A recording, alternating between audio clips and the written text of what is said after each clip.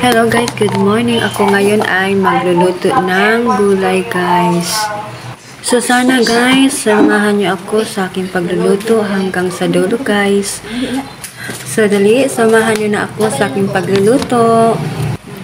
Wala pala itong green leafy vegetables, itong gulay ko guys. Puro lang kalabasa, okra, at eggplant at saka beans.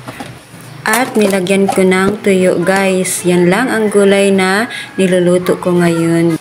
So enjoy watching!